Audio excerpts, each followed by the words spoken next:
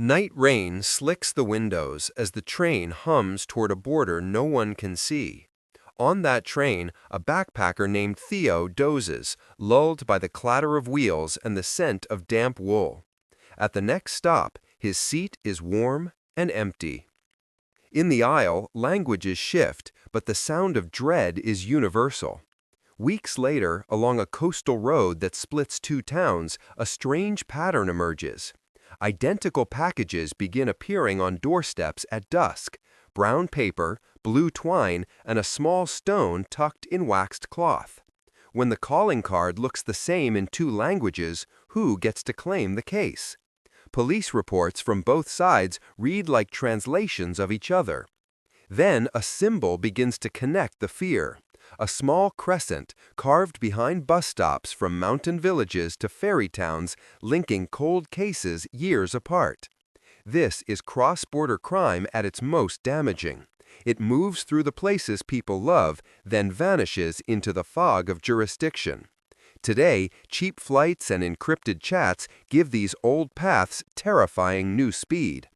But communities answer with shared alerts, watchful neighbors, and a stubborn refusal to forget. The hunt begins in places you might pass every day. In a dim border office, a translator warms her hands around a cup of coffee. Two officers from neighboring states lean over a paper map as rain taps on the window.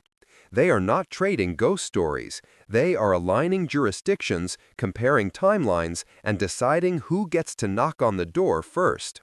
The plain truth is that cooperation rests on trust, law, and patience. National agencies exchange fragments of a case through slow-moving legal treaties.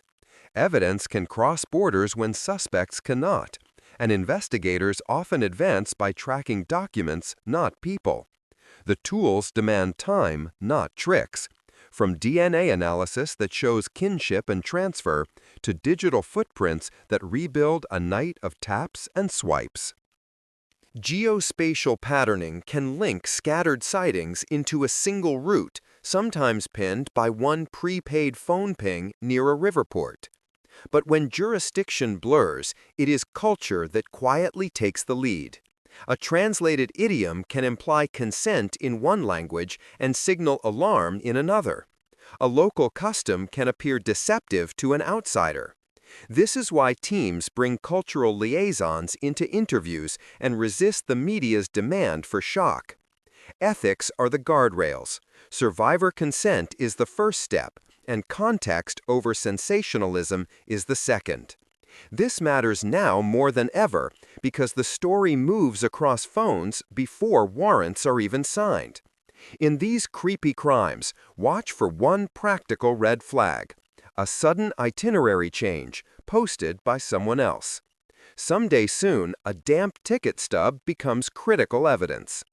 Our task is to separate verified facts from spectacle and to follow the smallest lead with care, because the next decision about who knocks first will depend on one overlooked detail.